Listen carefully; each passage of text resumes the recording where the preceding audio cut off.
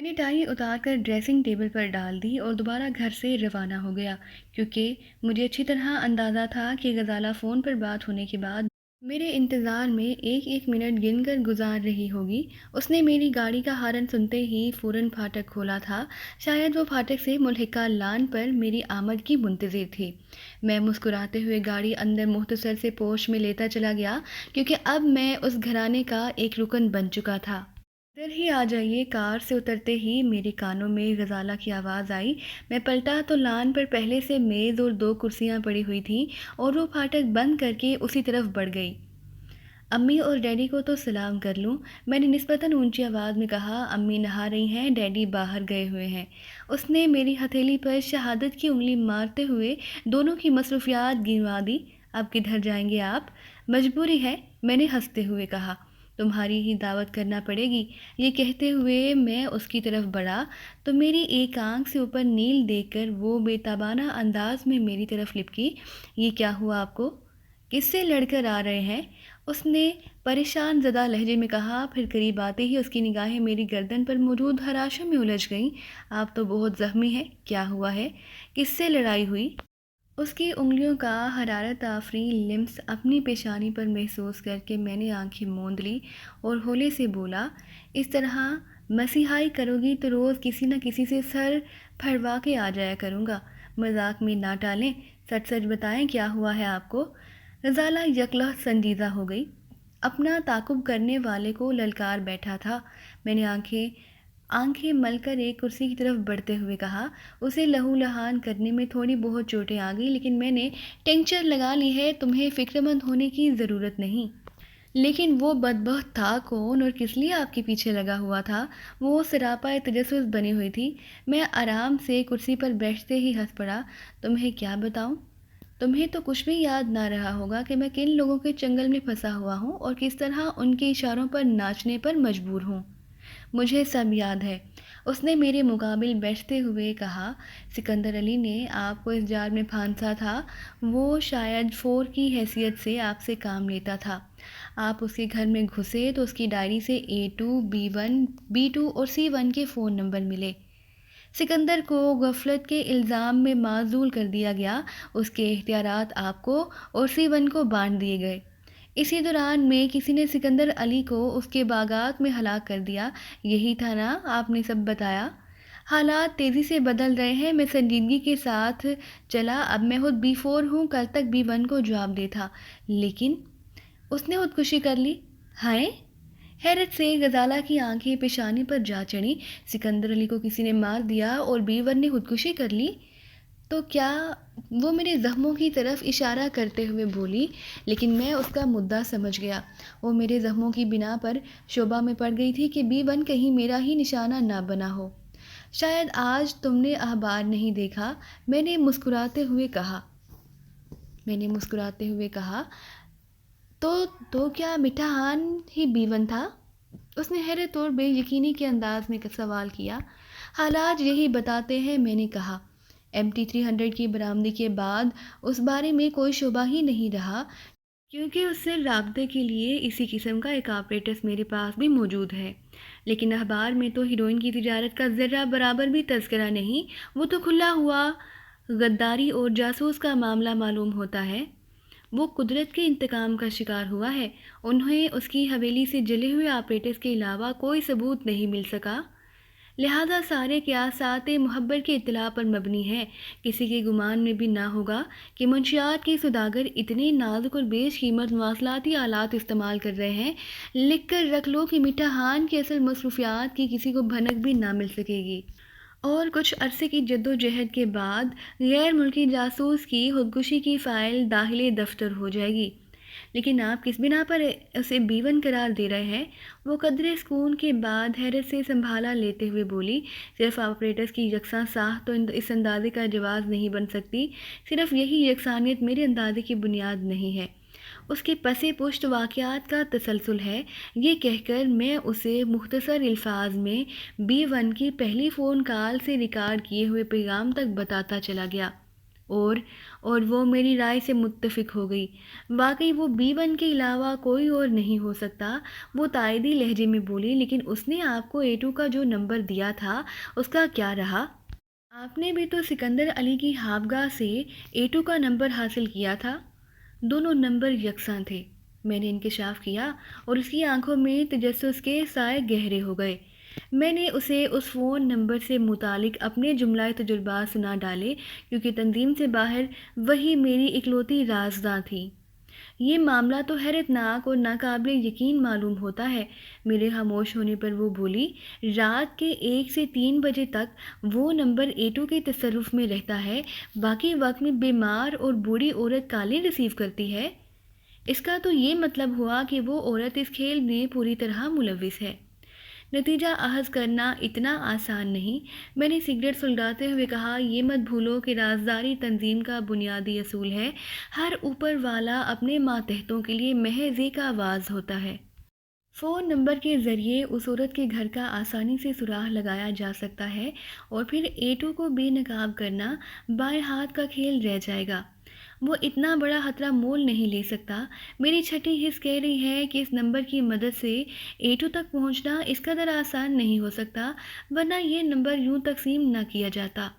لیکن اس نمبر پر آپ عورت کے علاوہ خود A2 سے بات کر چکے ہیں، اس نے تحیر زدہ لہجے میں کہا۔ یہی تو ساری الجھن ہے، میں نے سگریٹ کا کش لے کر کہا۔ سمجھ میں نہیں آتا کہ یہ کیا گورکھ دھندا ہے۔ وہ چند ثانیوں تک پرخیال انداز میں خاموش رہی، پھر اس کی آنکھوں میں تیز چمک اود کر آ گئی۔ شاید میں معاملے کی تہہ تک پہنچ گئی ہوں۔ ہو سکتا ہے کہ ٹیلی فون ایکسچینج میں کوئی A2 سے ملا ہوا ہو اور وہ مقررہ اوقات میں وہ نمبر A2 کو منتقل کر دیتا ہو۔ وہ عورت بیمار اور بوڑھی ہے، اس کے فرشتوں کو بھی علم نہ ہوتا ہوگا کہ رات کے 1 سے 3 بجے تک اس کا فون ڈیڈ رہتا ہے۔ مقررہ وقت گزرتے ہی وہ نمبر نارمل کر دیا جاتا ہوگا۔ اس کی گفتگو سنتے ہوئے میرا ذہن اس نقطے پر سوچنے لگا۔ وہ خاموش ہوئی تو میں ذہنی طور پر اس طریقہ کار کو مسترد کر چکا تھا۔ یہ امکان ضرور ہے، لیکن ان کی محتاط روی کے پیش نظر ناقابل عمل ہے، کیونکہ ایک آدھ بار تو کسی کو شبہ میں ڈالے بغیر ایسا کیا جا سکتا ہے، اسے روز کا معمول نہیں بنایا جا سکتا۔ پھر ایکسچینج میں ڈیوٹیاں تبدیل ہوتی رہتی ہیں، اس معمول کو برقرار رکھنے کے لیے کئی افراد کو اعتماد میں لینا پڑے گا۔ پھر ایکسچینج والا آدمی تجسس کے فطری تقاضے سے مجبور ہو کر A2 کی کالز بھی سن سکتا ہے۔ اس طرح تو رازداری کا پورا نظام ہی درہم برہم ہو کر رہ جائے گا، اور میرے لیے یہ تسلیم کرنا ناممکن ہے کہ A2 بذات خود ٹیلی فون کے محکمے میں ملازم ہوگا اور اپنی سہولت کے لیے ہر خطرہ مول لے کر مقررہ اوقات میں اس نمبر کو عورت کے گھر سے ڈسکنیکٹ کر کے ایکسچینج میں خود ساری کالز وصول کرتا ہوگا۔ اور رکشے کو آپ ایک معمولی مہرے سے زیادہ حیثیت دینے کو تیار نہیں، وہ تفکر آمیز انداز میں بولی۔ لیکن A2 اس کا نام سن کر چونکا تھا۔ ہو سکتا ہے کہ آپ اسے نظر انداز کر کے غلطی کر رہے ہوں۔ وہ کیا؟ میرا تو خیال ہے C1 بھی اس نمبر کے راز سے واقف نہ ہوگا۔ پھر A2 سے میری ملاقات اس وقت ہوئی جب رکشے کو ہوٹل میں چھوڑے مجھے کئی گھنٹے گزر چکے تھے۔ اب دیکھنا یہ ہے کہ C1 اس عورت کے ساتھ کیا سلوک کرتا ہے۔ مجھے تو اسے بھول جانے کا حکم مل گیا ہے۔ میرا خیال ہے کہ اب وہ ہرگز میرا رخ نہیں کرے گی۔ ذرا غور کر لیں، وہ شریر لہجے میں بولی، کہیں گردن کی خراشیں اسی رکشے کے ناخنوں سے نہ آئی ہوں۔ میں پیش قدمی کرتا تو وہ مزاحمت کی بجائے خوشی سے میرا حوصلہ افزائی کرتی۔ میں نے ہنستے ہوئے کہا، وہ کل شام ٹکرائی تھی جبکہ میرے زخم تازہ ہیں۔ آپ نے ابھی تک یہ نہیں بتایا کہ یہ زخم کیسے آئے؟ وہ سنجیدہ ہو گئی۔ C1 تنظیم کے انتظامی اور حفاظتی شعبے کا سربراہ ہے۔ اس کے آدمی اکثر میرا تعاقب کرتے رہتے ہیں تاکہ یہ دیکھ سکیں کہ کوئی سرکاری ایجنسی یا دشمن کا کوئی آدمی میری راہ پر نہ لگا ہوا ہو۔ آج میں ایسے ہی ایک آدمی سے الجھ پڑا، وہ اس وقت بھی کہیں پڑا اپنے زخم چاٹ رہا ہوگا۔ یہ تصادم کیوں مول لے بیٹھے آپ؟ میں تمہاری طرف آ رہا تھا اور اس سے پیچھا چھڑانے کی کوئی صورت نہیں تھی، لہذا اسے بھڑ ہی گیا۔ میں نے اس کی تشویش سے لطف اندوز ہوتے ہوئے کہا، میں نہیں چاہتا کہ میرے حوالے سے تم بھی ان کے کسی آدمی کی نگاہوں میں آ جاؤ۔ انہوں نے گھر دیکھ لیا تو کسی بھی وقت دشواریاں شروع ہو سکتی ہیں۔ وہ پراعتماد انداز میں مسکرانے لگی۔ شاید اسے خوشی ہوئی کہ کوئی اس کے تحفظ کے لیے اس حد تک جانے کو تیار تھا۔ کب تک میں ان کی نگاہوں سے بچی رہوں گی؟ ہو سکے تو مجھے بھی ان کی صفوں میں گھس جانا چاہیے۔ کیا یہ ممکن نہیں کہ کسی طرح میں رکشی کی جگہ ان کی طرف سے آپ کی مخبری پر مامور کر دی جاؤں؟ آئندہ ایسا خیال بھی دل میں نہ لانا، میں نے تیز نگاہوں سے اسے گھورتے ہوئے کہا۔ وہ بہت برے لوگ ہیں، ان کی نگاہوں میں انسانی لہو سے آبرو تک کی کوئی قیمت نہیں۔ رکشی نہ جانے اس دھندے میں کیوں ہے، لیکن ان کے مقاصد کے حصول کے لیے وہ گھناؤنے روپ سے آ ٹکرائی۔ اس نے ان مفادات کے لیے اپنا سب کچھ داؤ پر لگایا ہوا ہے، لیکن جب ایٹو کو میں نے بتایا کہ نشے میں وہ بہت کچھ اگل گئی تھی تو اس کا لہجہ تلخ اور صفا کانہ ہو گیا تھا، اور اگر انہوں نے اسے ہلاک کرنے کا ہی فیصلہ کر لیا تو اس کا یہ اپنا مقدر ہوگا۔ میرا ضمیر صاف ہے، بس انسانیت کے لیے تھوڑا سا ملال ضرور ہوگا۔ وہ میز پر کوہنیاں ٹکائے اپنا چہرہ ہتھیلیوں کے درمیان لیے خاموشی سے میری طرف دیکھتی رہی، پھر دھیمی آواز میں بولی، آپ ہمارے گھر کب منتقل ہو رہے ہیں؟ وہ کیوں؟ میں نے چونک کر سوال کیا۔ روپوشی کا حکم ملا ہے نا آپ کو؟ اسے مجھے یقین دلایا۔ کہیں لٹکنے کی بجائے اس غریب خانے کی عزت افزائی کیوں نہیں کرتے؟ میں چھٹی لے لوں پھر بتاؤں گی۔ خیال بہت اچھا ہے، لیکن اس مہلت سے فائدہ اٹھا کر کل ہی آ جانے کا ارادہ رکھتا ہوں۔ ایٹو کی گتھی وہاں جائے بغیر نہ سلجھ پائی۔ پھر وہیں ایشین سنڈیکیٹ لمیٹڈ کا دفتر بھی ہے، شاید اس طرح میں بھی کوئی کام کی بات میرے علم میں آ جائے۔ میں مہلت دیے بغیر بے پرواہی نہیں کرنا چاہتا۔ پھر میں بھی آپ کے ساتھ چلوں گی۔ تم؟ میں نے حیرت اور بے یقینی سے انداز میں کہا۔ پھر ناصحانہ انداز میں میرا وقت وہاں بھاگ دوڑ میں گزرے گا، تم ہوٹل میں اکیلی رہ جاؤ گی۔ تو آپ کا ہاتھ بٹانا چاہتی ہوں۔ وہ کرسی پر سیدھی ہو کر بیٹھتے ہوئے بولی، آپ نے مجھے بتایا تھا کہ ایشین سنڈیکیٹ لمیٹڈ لاہور سے برآمدی فرم ہے، لیکن اس آڑ میں منشیات کی اسمگلنگ کرتی ہے۔ اس نے اپنی نمائندے کے طور پر آپ کو باہر بھی بھیجا تھا۔ میرا خیال ہے میں وہاں ملازمت حاصل کرنے میں کامیاب ہو گئی تو ان کی لاسانی سرگرمیوں کا سراغ لگانا دشوار نہ ہوگا۔ ہو سکتا ہے کہ ایٹو فرم کے مالکان میں بھی شامل ہو۔ اس کی تجویز واقعی شاندار اور خاصی محفوظ تھی۔ میں چند ثانیوں سوچ میں پڑ گیا، پھر بولا، تمہارا میرے ساتھ لاہور جانا مناسب رہے گا۔ ہو سکتا ہے کہ تمہارے والدین اس پر راضی نہ ہوں۔ ہاں، اس نے برا سا منہ بنایا۔ میں اب آپ کو بتا چکی ہوں کہ اب مجھے ان کی زیادہ پرواہ نہیں رہ گئی۔ آپ سے ملاقات ہونے سے پہلے امی اور ڈیڈی میری گستاخی پر سخت برہم تھے۔ پتہ نہیں آپ نے ڈیڈی پر کیا جادو کیا کہ زندگی میں پہلی بار ایک فیصلے سے متفق ہو گئے ہیں۔ تم ان کی طرف سے شدید غلط فہمیوں میں مبتلا ہو۔ میں نے اس کی بات کاٹ کر کہا۔ مانا کہ وہ کامران کی تباہی کے ذمہ دار ہیں، لیکن وہ حادثہ اتفاقی تھا، اور تم اپنے دل میں نفرت کے بیج کو پروان چڑھاتی رہیں۔ وہ دونوں خود اپنے ضمیر کے مجرم ہیں۔ مجھے تو ان سے ہمدردی ہو گئی۔ نفرت کی عینک سے تمہیں ان کا ہر فعل قابل ملامت نظر آتا ہے، ورنہ وہ در حقیقت تمہارے خیر خواہ ہیں۔ ایسا نہ ہوتا تو وہ ہرگز مجھے قبول نہ کرتے۔ ضمیر کے قیدی، اس نے سر جھٹک کر دہرایا۔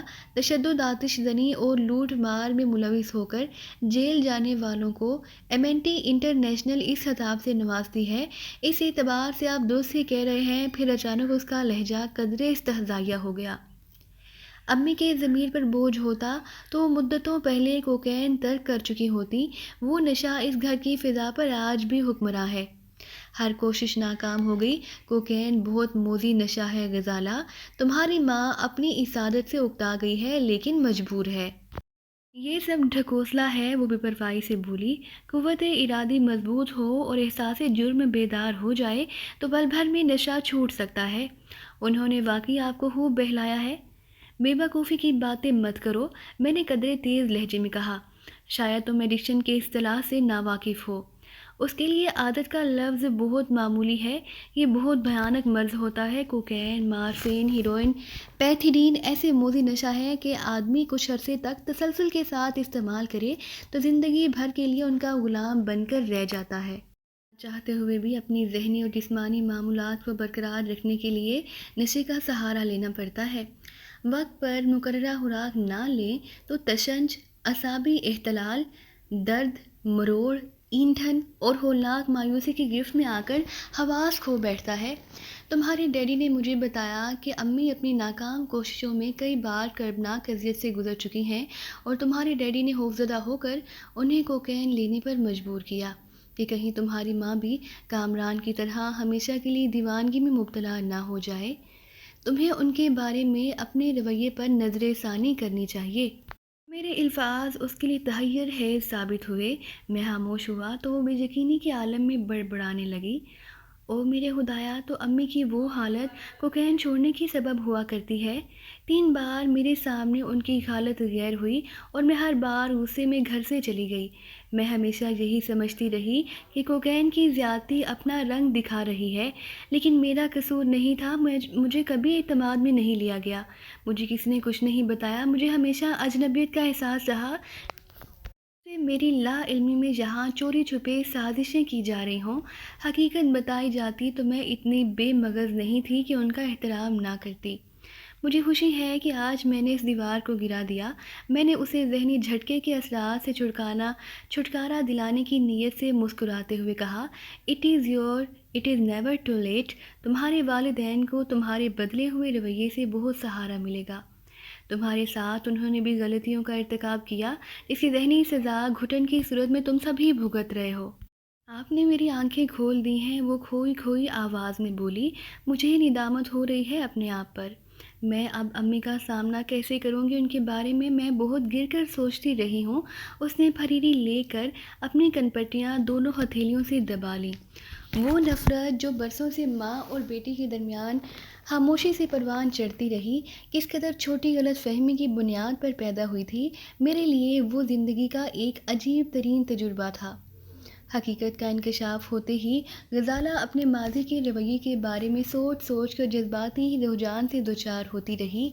मैं बमुश्किल उसे काबू में रहने पर आमादा कर सका। फिर उसे साथ लेकर लान से अंदर गया तो उसकी माँ ड्राइंग रूम में बैठी अखबार पढ़ रही थी। मेरी सूरत देखते ही उसकी निगाहों में मोहब्बत आमेज़ चमक पैदा हो गई। नकाहत आलूदा चेहरे पर ममता का नूर सिमट आया और वो अखबार तपाई पर डालते हुए खड़ी हो गई। फिर उसने गज़ाला की बदली हुई कैफियत देखी तो हैरान सी नज़र आई, लेकिन इससे पेशतर कि वो कुछ बोलती, गज़ाला बेइख्तियार आगे बढ़ी और वाल्हाना अंदाज में अपनी माँ से लिपट गई। गज़ाला की पुश्त मेरी जानिब थी, लेकिन उसके बदन की लर्जिश से ज़ाहिर हो रहा था कि उसके दिल की कदूरत आंसुओं के सैलाब में धुल रही थी। वो बेआवाज़ सिसकियों के साथ रोती रही। शम्मा को कुछ इल्म नहीं था कि उसकी बेटी किस इनकलाब से दो चार हुई है, लेकिन उस पर भी रिक्कत तारी हो चली थी। मैंने महसूस किया कि मैं वहाँ रुका तो शायद मेरी भी आंखें नम हो जाएंगी। मैं सर झुकाए वहाँ से बाहर निकल आया और दोबारा लान पर जाकर बैठ गया। कुछ देर बाद कदल जवार वापस लौटा तो मुझे लान में तन्हा बैठे देख कर बौखला गया। अरे तनवीर मियाँ, तुम अकेले बैठे हो? शम्मा कहाँ है? गज़ाला भी घर पर ही थी। आओ मेरे साथ अंदर चले आओ। आप भी यहीं बैठ जाएं, मैंने मुस्कुराते हुए एहतरामन कहा। वो दोनों अंदर एक जज्बाती कश्मकश से गुजर रही हैं। मैं भी उन्हें छोड़कर बाहर आ बैठा हूँ। ओह, वो बेचारा परेशान हो गया। फिर लड़ पड़ी अपनी माँ से। पता नहीं क्यों बात बात पर शम्मा से उलझ जाती है। लड़ाई नहीं, वो अपनी माँ से माफ़ी की तलबगार है। उसे अपनी गलती का एहसास हो गया है, मैंने धीमे लहजे में कहा, लेकिन उसे मेरी बात पर यकीन ना आ सका। उसके लिए ये बात नाकाबिले फ़हम थी कि बरसों की कदूरत पल भर में मिट सकती है। वो अपना तजस्सुस मिटाने की खातिर अंदर जाने के लिए मुड़ा ही था कि अचानक उसे मेरे चेहरे पर रूनुमा होने वाली तब्दीलियों का ख्याल आ गया। मैंने चोटों के बारे में एक काबिल कबूल उज़र पेश किया और वो सर हिलाता हुआ बेतबाना अंदाज में अंदर चला गया। सूरज बुलंद होने के साथ लान पर फैला हुआ साया भी सिकुड़ता जा रहा था। मैं उठकर गुलाब की क्यारियों के करीब जा खड़ा हुआ। मेरा जहन बेनूर मट्टी और गजालत के आमेज़े से नशुरमा पाने वाले हुस्न की रंगीनियों में खो गया। फिर ज़हनी रोग गजाला की माँ शम्मा की तरफ बहक गई। किस कदर साबिर और मेहरबान थी वो औरत भी। बेटी के तहकीर आमेज़ और जारहाना रवैये को खामोशी से झेलती रही। حد تو یہ ہے کہ گھر کی تلہیاں بھی اس کے لہجے کے دھیمے اور میٹھے آہنگ میں سرایت نہ کر سکیں۔ وہ شریف النفس تھی اور اچھی طرح جانتی تھی کہ اس کی ایک عادت کامران کی بربادی کا باعث بن گئی، لہٰذا اس نے ہندا پیشانی کے ساتھ ہر توہین کو اپنے جرم کی سزا سمجھ کر تسلیم کر لیا تھا۔ ماضی میں گزارے ہوئے برے دن بھی اس کے اندر کی نیک عورت کو نہیں مل سکے۔ چند منٹ بعد کرنل زوار زیدی مجھے ڈرائنگ روم میں لے گیا۔ ماں بیٹی وہاں سے جا چکی تھی۔ کچھ دیر بعد دونوں واپس آئیں تو شمع کے چہرے سے مسرت پھوٹی پڑ رہی تھی۔ غزالہ منہ ہاتھ دھو کر آئی، لیکن اس کی آنکھوں میں ندامت کے آثار صاف پڑے جا سکتے تھے۔ وہ سر جھکائے ماں کے ساتھ بیٹھ گئی۔ ان تینوں کے لیے وہ زندگی کی بہت سائیڈ سائتیں تھیں کہ گھر کی فضا پر چھائے ہوئے انتشار کی بادل غیر متوقع طور پر چھٹ گئے تھے۔ شاید غزالہ نے اس بارے میں اپنی ماں کو میرے کردار سے آگاہ کر دیا تھا، کیونکہ وہ میری بہت زیادہ ممنون نظر آ رہی تھی، محبت آمیز نگاہوں سے مسلسل مجھے ہی دیکھے جا رہی تھی۔ گفتگو کی ابتدا ہوئی تو ہر ایک اپنی جگہ شرمسار اور اپنی ذات میں سمٹا ہوا تھا، لیکن شمع کے حوصلہ افزا انداز نے تھوڑی ہی دیر میں فضا کو بدل کر رکھ دیا۔ ہمیں معلوم ہوتا ہے کہ تمہارے قدم اس گھر کے لیے اتنے مبارک ہوں گے، تو غزالہ سے پہلے ہم تمہیں ڈھونڈ نکالتے۔ شمع نے ہلکے سرور آمیز دھیمے لہجے میں کہا، سچ پوچھو تو ہم نے آج تک اپنی برسوں سے کھوئی ہوئی بیٹی دوبارہ حاصل کی ہے۔ ہمیں تو سمجھ ہی نہیں آ رہا، ہم تو بس تم پر فدا ہو بیٹھے۔ نہ کرنل زوار جلدی سے بولا، یہ الزام نہ لگاؤ مجھ پر۔ تو دوستو، یہ تھی ہماری آج کی کہانی۔ امید کرتے ہیں کہ آپ کو یہ ویڈیو پسند آئی ہوگی، لیکن جانے سے پہلے ہماری ویڈیو کو کیجیے لائک اور شیئر کرنا مت بھولیے، اور اسی کے ساتھ کومنٹ کر کے ہمیں بتائیے کہ آپ کو یہ کہانی کیسی لگی۔ اور اگر ابھی تک آپ نے اس چینل کو سبسکرائب نہیں کیا تو اس چینل کو کیجیے سبسکرائب اور بیل آئیکن دبا کر آل نوٹیفیکیشن آن کر لیجیے۔